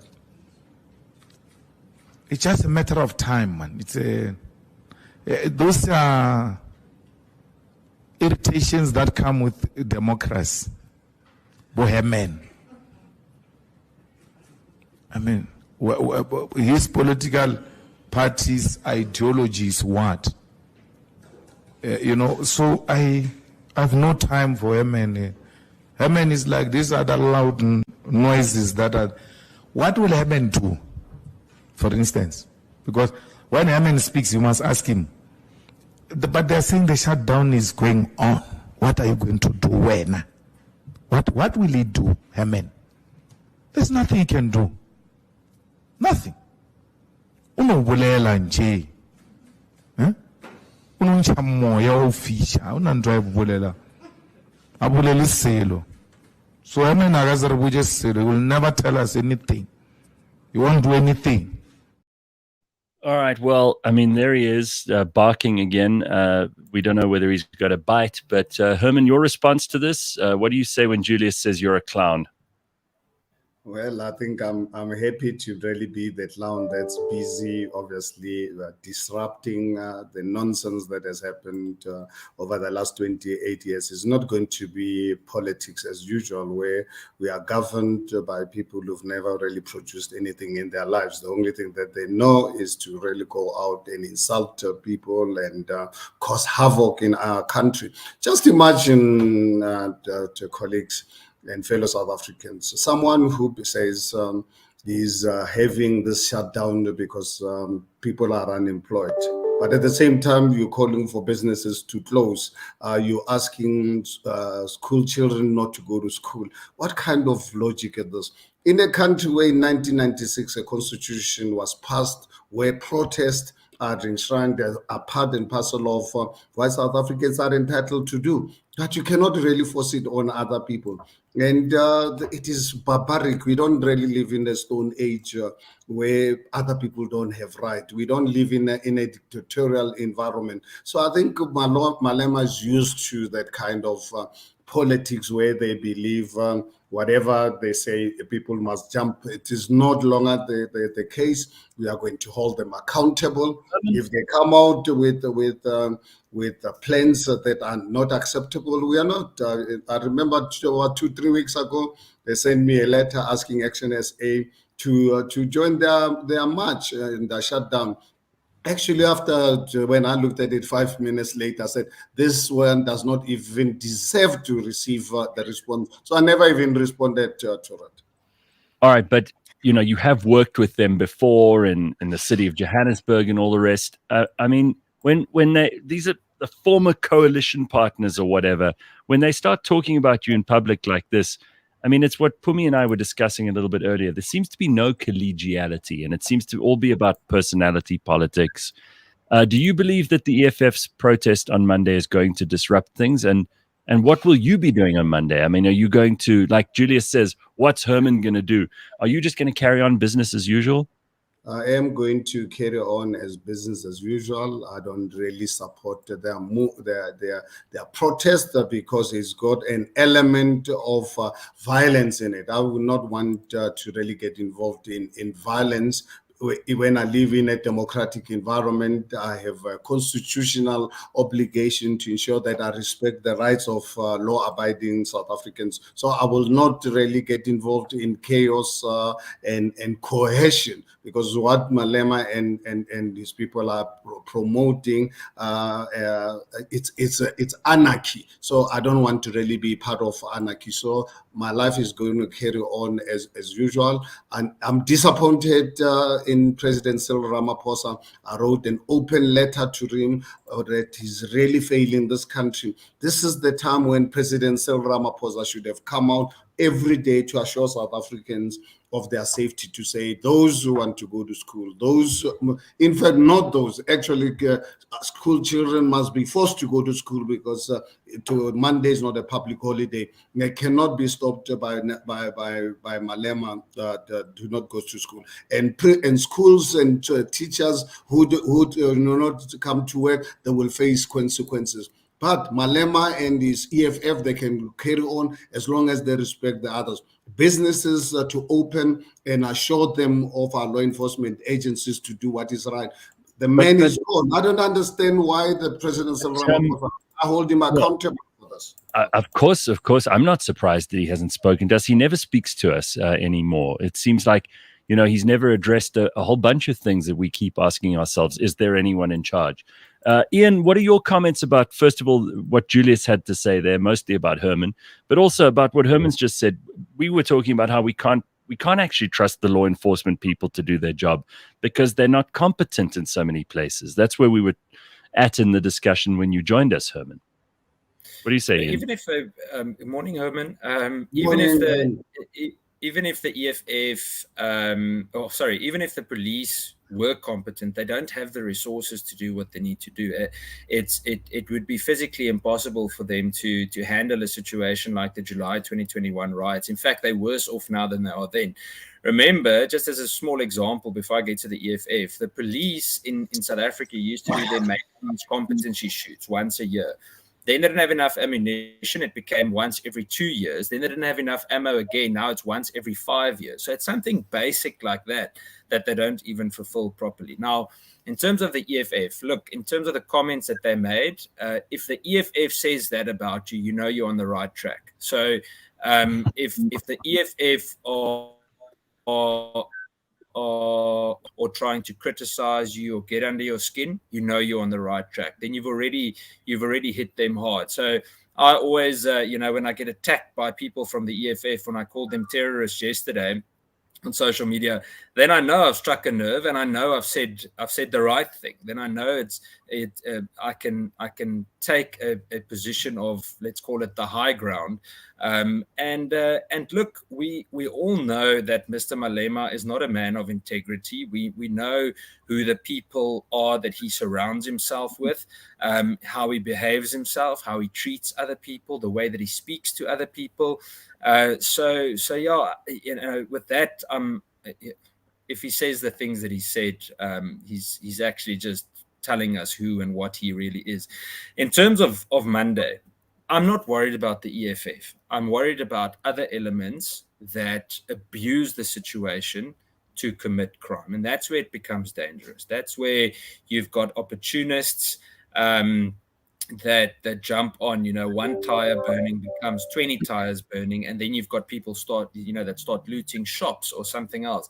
And that's when it becomes a bit more dangerous. And this is where I say, and I say it very openly and publicly, communities like we saw in July 2021, and I don't think it's going to have nearly the same kind of impact, but just for example's sake, must organize themselves, because a well-organized community within the legal framework deters political violence as well as criminal elements. And I think that's very important. Phumi, sorry, you dropped off for a second there, but I think you're back on now, Pums. Now you're on mute for some reason. I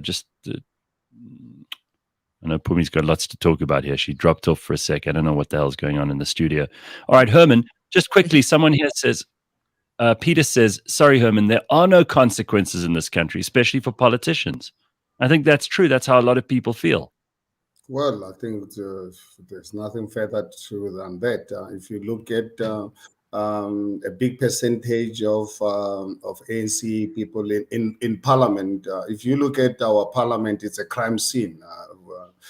People who've been committing crime for almost 29 years, supposed to really have been long in jail. So that's where it starts. Look at what happened in the Zondo Commission. Look at what happened in July 2021 in KZN and some parts of Gauteng. No consequences up to today. No consequences with the president who deals in foreign currency, likes US dollars, but is happy to associate with the Russians. He doesn't want the Russian rubies. He likes US dollars, and he likes them in cash. Brings in such a lot of money in his house. When you go into his house, you are not sure when you are sitting on a chair whether you're sitting on a real proper chair or you're sitting on top of dollars.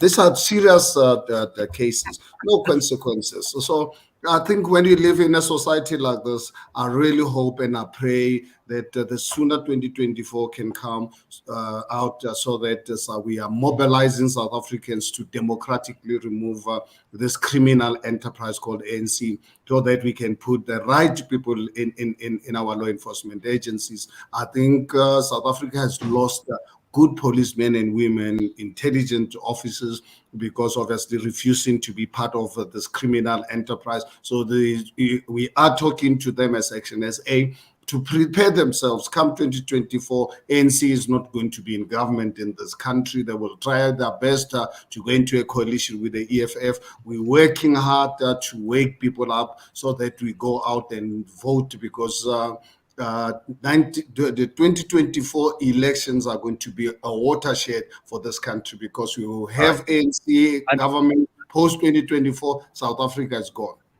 All right. Can you hear me now? Phumi, yes, we got you loud and clear. Oh, fantastic. It's sabotage out here in the studio. But I think this is a good place to jump in, because speaking of 2024, the conversation that we're having, and Herman, you're alluding to it, that there is possibly a coalition negotiation happening between the ANC and the EFF. And you have a coalition partnership with the DA. But this week in Swade, the DA have let you down very badly in that coalition. Can you trust them as coalition partners going into 2024? It's unfortunate, and it scares the hell out of me. DA has let me down so many times. I left my comfortable business in 2016 to be the mayoral candidate. At the time, I did not even know what the mayor does, but I was determined to work with them to remove the ANC. And 3 years later, I was shocked. I'm still shocked. I don't think I'll ever recover from such betrayal when a DA started having secret meetings with the ANC facilitated by the IRR to remove me as a mayor. And that coalition wasn't put together by me. The support of the EFF was sought by the DA, not by me. That's why when I learned about the secret meetings, which Helen has now confirmed, because all along they were denying what I was saying. But fortunately enough, Helen made a mistake last year with SABC to accept it. And now look at what has happened with our coalition arrangements since the 2021 local government elections. But then tell me, Pum, what options do we have? We really hope and I pray that DA can come to their senses. Their association with ANC, they think ANC of Cyril Ramaphosa is better. Does the DA expect that they can change Cyril Ramaphosa from not dealing in US dollars? How are they going? So, because for them to go into a coalition with the ANC, that means that they've got to protect Cyril Ramaphosa from accountability. Just on, I don't have to talk about many things. Just on the Phala-ment, are they prepared to conceal that? Are they prepared to get the white voters to vote for the DA so that ANC can pursue discriminatory laws? So I'm really, I want someone to pray for the leadership of the DA. So on the subject of coalitions, I mean, apparently Bongani Baloy, who I met last year for the first time, and who really is quite an impressive guy on his own. He's been part of the Action SA for a while now. You and he have had a major falling out. He says that's because he wants to have a coalition with some people you don't like. I'm not sure what your position on this is. Why is there fallout between you and Bongani Baloy, who was your party head for Gauteng, effectively? Bongani, I think, is a good guy. I've got lots of respect for him. He's a young man with lots of potential. But when he came into Action SA, he knew my position, and I'm unapologetic about this. I joined politics. I left my business to do this brutal work so that we can democratically remove the ANC. And for him to try and really convince us, push us to form a stable coalition with a criminal enterprise, unfortunately, if he believes that we don't listen, we are dictators. To be honest with you, if I'm a dictator because I refuse to do a deal with the ANC, I'm happy with my dictatorial approach to refuse to be involved and associated with criminal enterprises. Right. So basically, he was closing up the ANC. I want to ask this question, and Tshwane has been a fascinating thing to watch. The council meetings, what's happened there with the coalition has been fascinating to watch. But also then the issue of, we hear your disagreement with Bongani because you don't want a coalition with the ANC, and we respect that. But you often talk about wanting people to vote with their conscience. So do you think that Nkosazana Zuma was right in not voting with the rest of the party in parliament about Cyril and Phala-ment? Do you agree with her stance? And do you think that was a principled vote? I think let me give you the context, because obviously it's important to really understand this. If you look at Action SA, please look at our constitution. We allow our councillors to vote with their conscience. But it's important for them, when they have an issue, to raise it at caucus, because we want, when we go to council, we must go there knowing how we're going to be voting. But you can't be in caucus with us. We agree on a particular report, whether we approve or we disapprove. And we all agree, we issue a statement, let society know how we're going to vote. And then you end up voting otherwise, and you tell us it's conscience. I mean, please, that's a reason why I'm sure you're aware, you saw in the media yesterday, we are lying charges against the ANC for offering 2 million rands bribe to one of our councillors. So but how do you know? You call this conscience? But how do you know that it is not their conscience that they are voting on? So much so that now there's a call coming in here. So much so that you want to put them through lie detectors. Why is it that when other people vote against their party, they voted with their conscience, and when your people vote against you, they are not voting with their conscience? How do you ascribe that? But tell me, when if you as South Africans are prepared to live in an environment where we normalize corruption and bribery, that's a reason why today one of our councillors is going to the police to go and lay a charge of being offered a 2 million rands bribe. Those are issues that we are facing. So I think as South Africans, please take things in a proper context. It's a bribery conscience. When you agree with your party, this is how we're going to be voting. In the meantime, people are being offered bribes. And you expect what proof did you have that they were offered bribes when you decided that you are putting these 7 councillors through lie detector tests? What proof did you have? And why not let the police be the ones that do that? You are essentially their constitutional right of having their vote as their secret and voting with their conscience. You, who are asking us to believe that you can lead this country according to our constitution, are willing to break the constitutional right of people within your party. Please read our constitution, including our electoral act, regarding secret ballot, secret voting. It does make sure provision to ensure that people are not really using bribery as a means of talking about consciousness. So I think what I'm saying to you, your constitution can't be against the constitution of the country. Your constitution cannot be different from the constitution of the country. Yes, absolutely. No, I'm talking about the constitution of the Republic of South Africa, including our electoral act, that the parties must ensure that we must guard against people being bribed. So what you are saying, as a party, we must be aware of our people being bribed, but we let it happen and close our eyes because obviously it's a secret ballot. And when someone has agreed with us in caucus, we agreed. And what is important as society, we have to, when we go into caucus, everyone is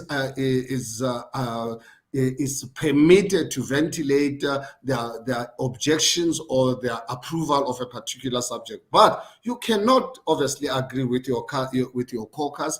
you agree with your party to issue a statement that this is our position. And then when you go into council, because it's a secret ballot, you've been offered money, you vote differently, and you tell us it's conscious. I don't think, honestly, South Africans are so fools to really understand that, because corruption, it's a huge problem in this country. Go with our team today, you're in the media. Go with our guys and go and listen to our councillor who's going to be laying a criminal charge against the ANC for bribery.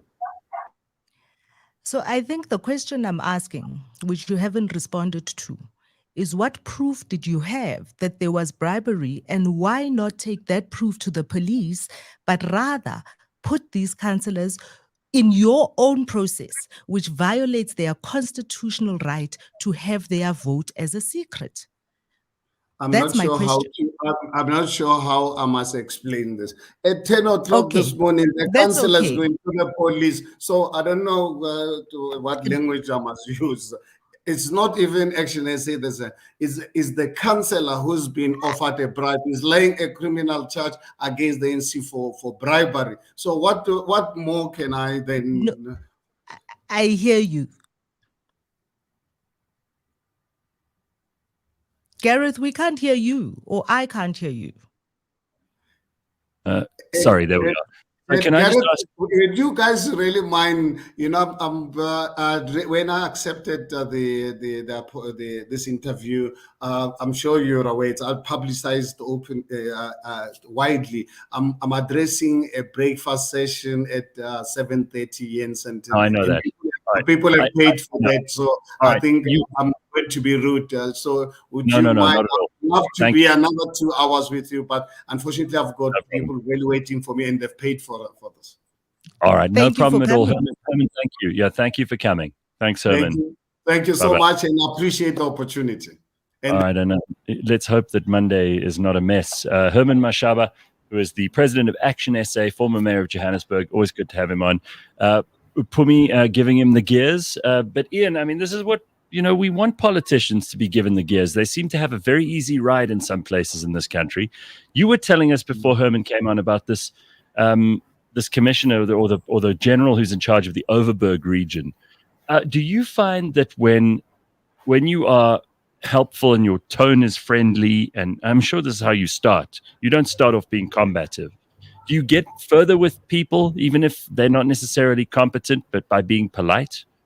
Yeah, absolutely. Look, there are amazing cops, and unfortunately, a lot of them didn't get the training that they're meant to have, but they have the right heart. So I can honestly say, Gareth, I think 95% of police that we work with are fantastic. They really try hard. I think the danger that we have in some parts, especially where gangs are so prominent in parts of Gauteng, Western Cape, and parts of KZN, is that it's so deeply entrenched, it becomes dangerous to speak with certain people. So you don't always know who you can trust. And they also get threatened a lot. They get intimidated. If they were to do the wrong arrest or something, they literally fear for their lives sometimes, and they get neutralized because they don't get the support that they need from senior ranks. But nevertheless, I must be honest, we always reach out, and or they call us and they say, look, we need help on this, please assist us with the following, etc. And we work together really well. It's not like these so-called leaders of SAPS actually have the real and deserved respect for people like or from the junior ranks in the police. In fact, you'd speak to middle-ranking officers in let's call it the rougher neighborhoods in the country, and they'll tell you, look, I've been serving for 25 years. I'm still a warrant officer. I'm still a captain because I didn't affiliate correctly in terms of politics, or I didn't look the other way when a bribe was coming past. And unfortunately, that's the reality. Well, I mean, I think CPF still a thing, Cameron? Sorry, Gareth. CPF still a thing? Yeah.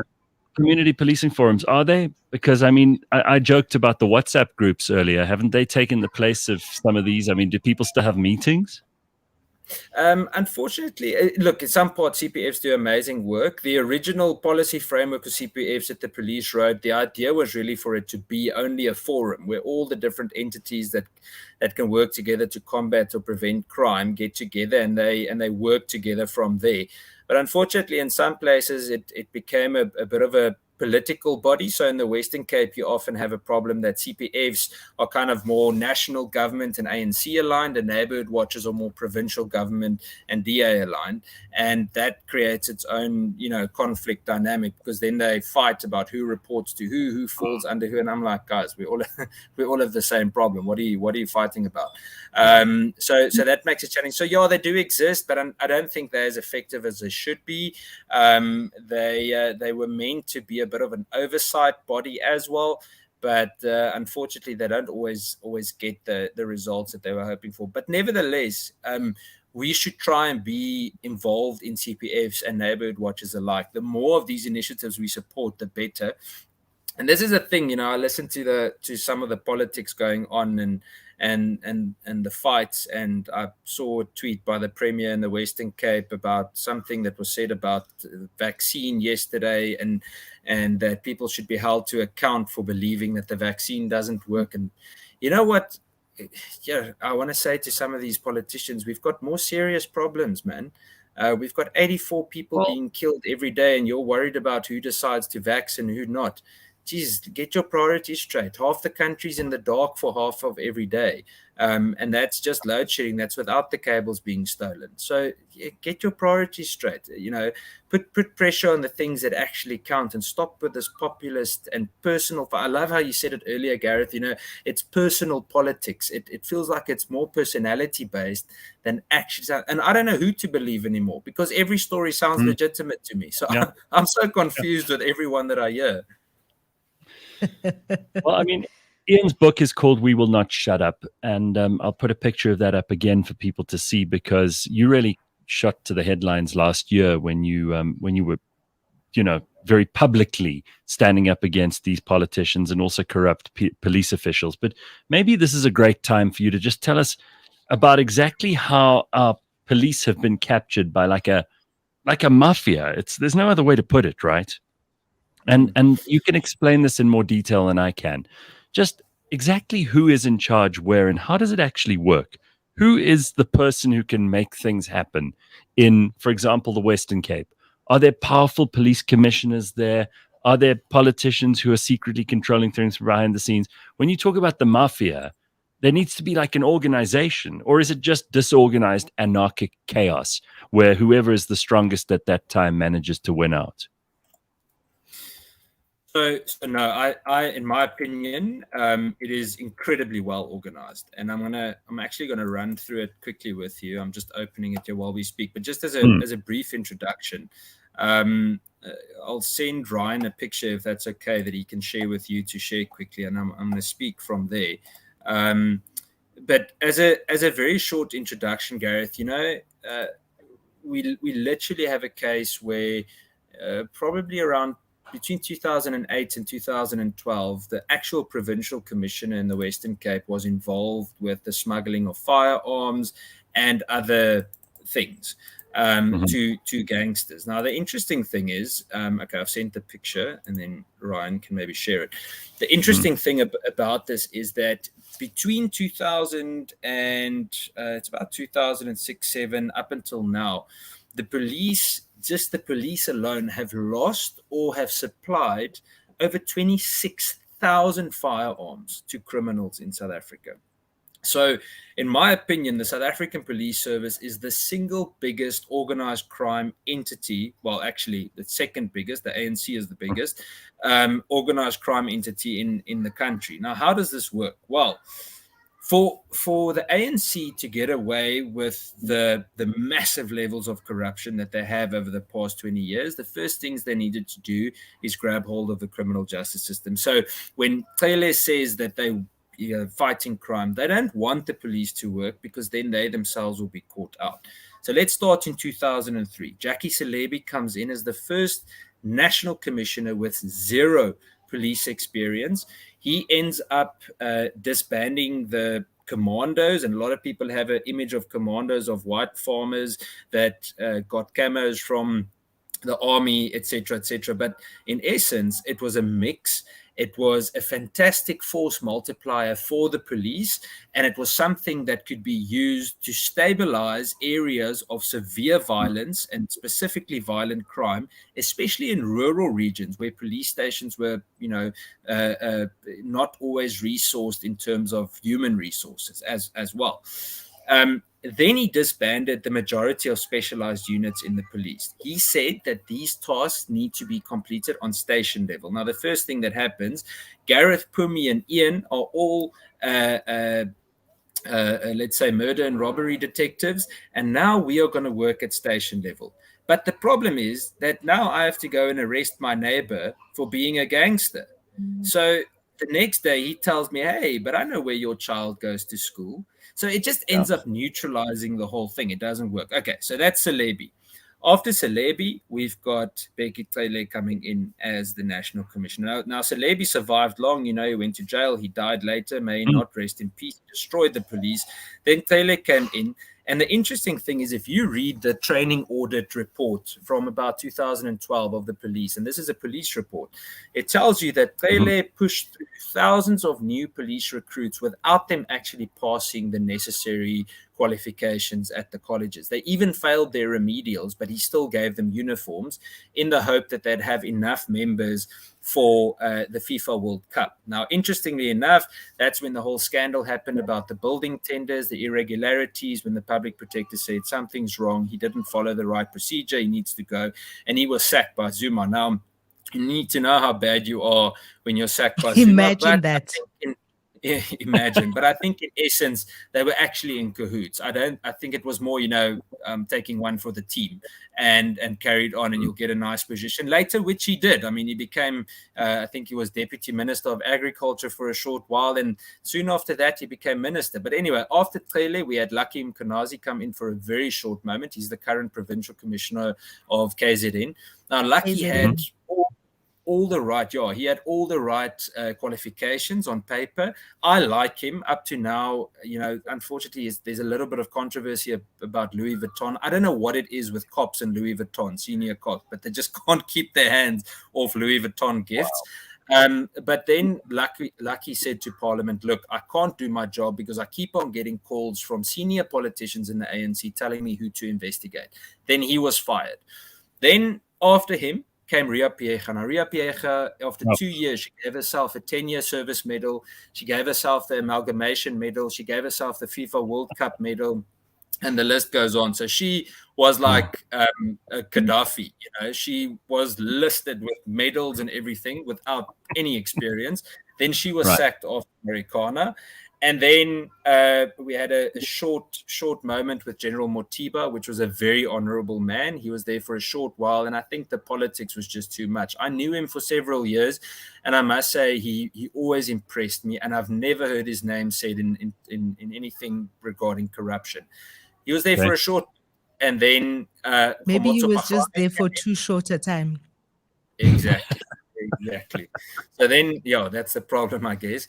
Then Pakhlani came in, and we all know what happened there. Unfortunately, again, corrupt. And then after that, it was Kehla Setole that came in. And there we linked to the grabber deal. We saw yesterday that Taylor is also being implicated with that.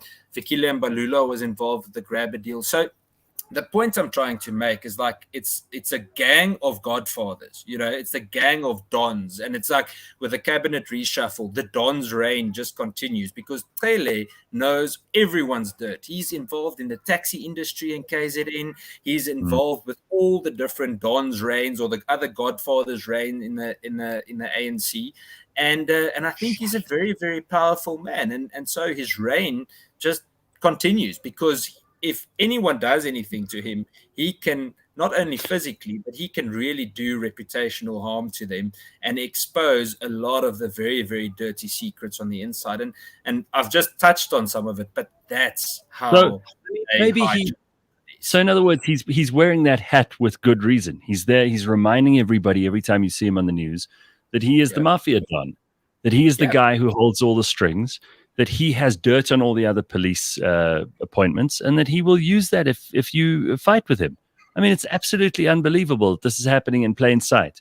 But what can you do? I mean, what you can do, I suppose, Ian, and this is why we like having you on the show, is you will come in and you will tell us what ordinary people can do to get involved in their own communities. And this is what you're trying to get people to do across the country. It doesn't have to just happen in your neighborhood. We need Ian Camerons all over South Africa, right?